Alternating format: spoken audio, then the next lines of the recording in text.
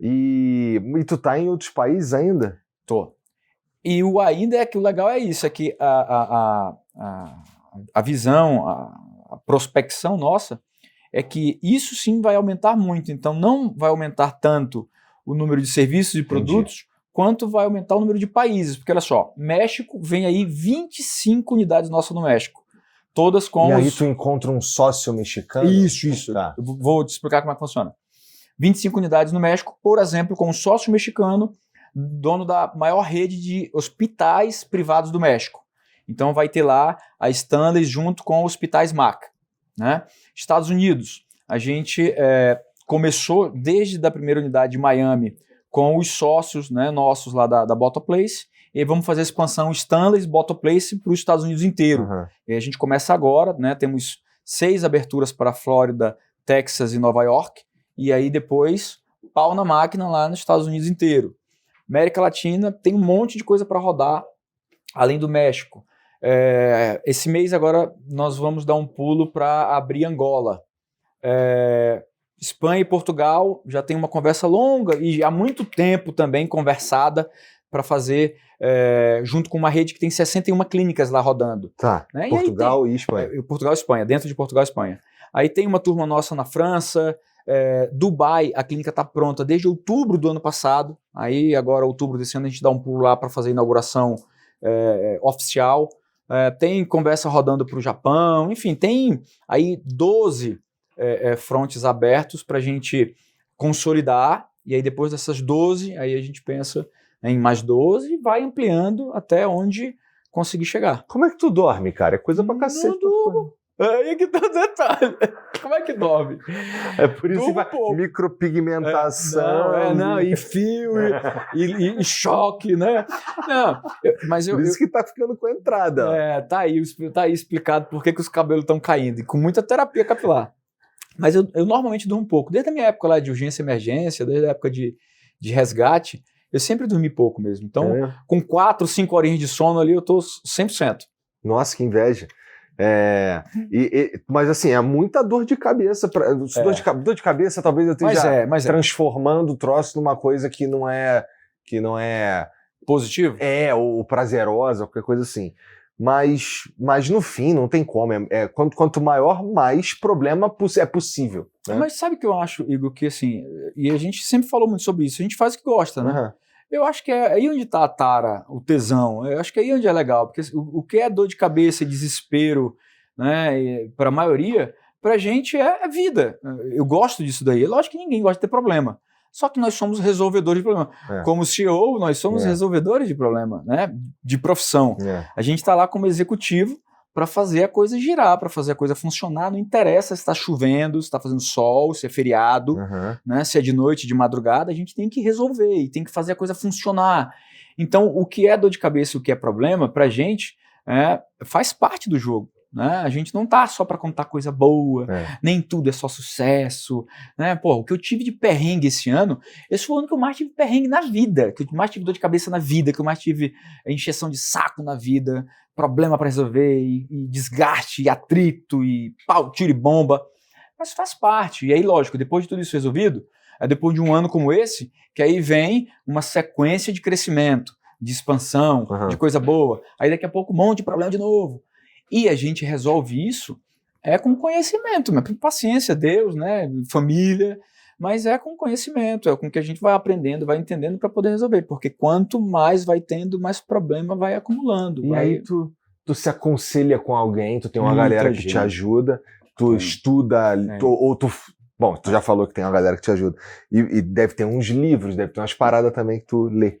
Inclusive, né, a gente tá conversando agora há pouco, vou te recomendar um monte de coisa que eu achei muito bacana. Precisando. Não, vou mandar um monte de coisa para te dar uma dedicada, uma revisada, uma estudada, mas é muito importante nós termos os nossos conselheiros. Olhando para a parte da empresa, né, de ter o conselho de administração, o conselho consultivo, isso aí, né, é inerente, a empresa vai crescendo, tem que ter, mas ter aqueles conselheiros também que de experiência própria, né, e de mercado vão conseguir trazer muita informação, muita dica, muito conselho, né, valendo a redundância, porque você precisa dessa turma que já passou pelo que você está passando, que já viveu o que você está vivendo, para te indicar a direção. E aí você vai, né, ajustando aquilo. Não existem verdades absolutas, como a gente falava agora há pouco, né?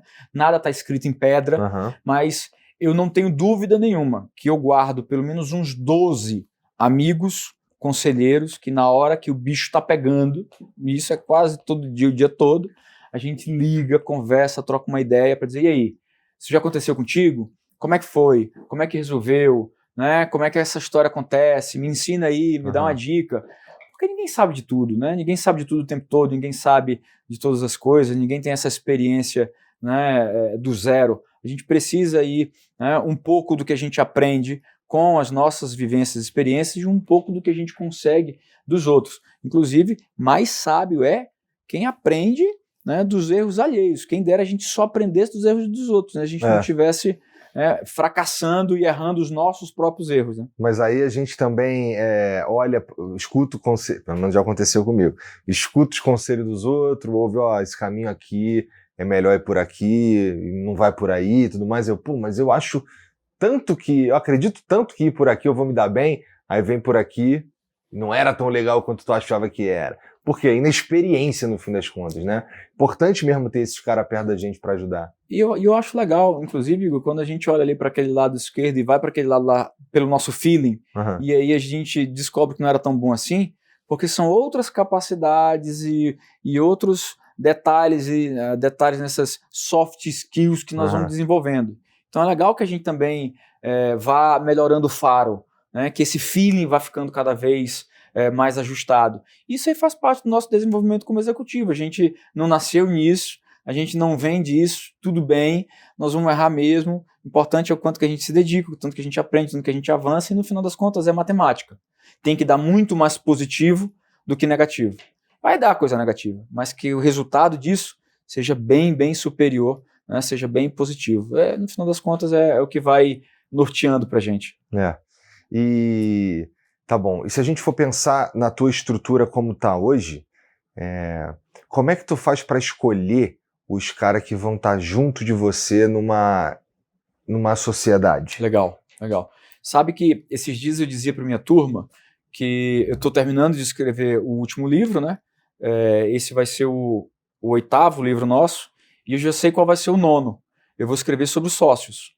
Né? Eu já decidi que eu vou fazer um manual sobre... Eu já tive mais de 100 sócios. Nossa! Hoje eu tenho que contar quantos restaram, mas ainda tem um número legal. Eu vou vou me propor a escrever, a rebobinar a fita, né? Como demonstra a nossa idade. Né? Eu vou rebobinar a fita. Vou dar uma recapitulada em que todas as experiências societárias que eu tive para traçar uma espécie de manual, lógico que sem difamar ninguém, sem falar mal de ninguém, sem citar nome, sem nada, mas trazendo a experiência, né? Porque você também vai, como sócio, você não sabe de tudo, nem tem razão em tudo. Erros e acertos. Com certeza muita coisa eu acertei, com certeza muita coisa eu errei. Importante é o lado positivo disso. Nós vamos também aprendendo a escolher os sócios, porque quanto mais a gente envelhece e se conhece, e isso é o bom, né? Tomara que seja assim para todo mundo, que o cabra vai envelhecendo. Espero que sim. Espero que sim, né? Você também vai entendendo quem combina contigo. Né? Então, hoje, eu com certeza consigo cantar a bola muito antes de quem é que nós vamos conseguir conviver bem e somar virtudes, né, do que restar desvantagens, e olhar um pouquinho lá na frente de como é que termina essa história, se tem um final feliz ou não. E é muito simples. Não é só questão da gente somar essas capacidades, né? Não é só questão da gente olhar se os defeitos são tão graves.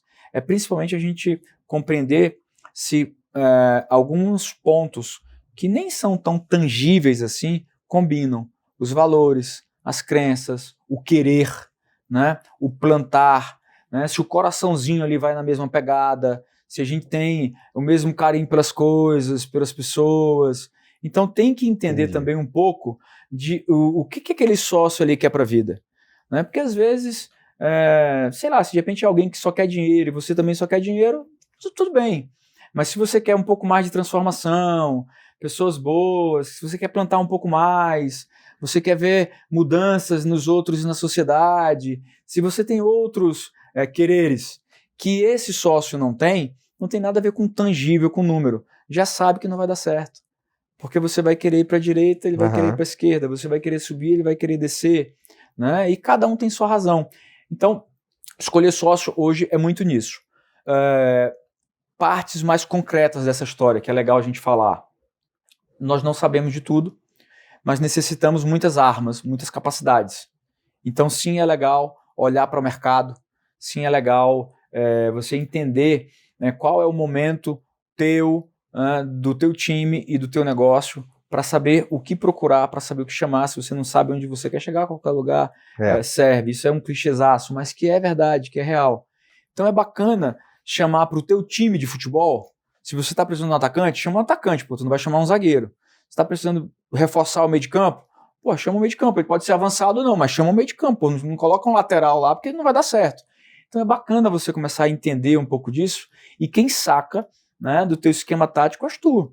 Quem entende da jogada da tua empresa, né, ou do conjunto de empresas, como aqui, és tu. Então, você que é o responsável por montar esse time, inclusive dos sócios, porque é você que está chamando o cara para ser teu sócio.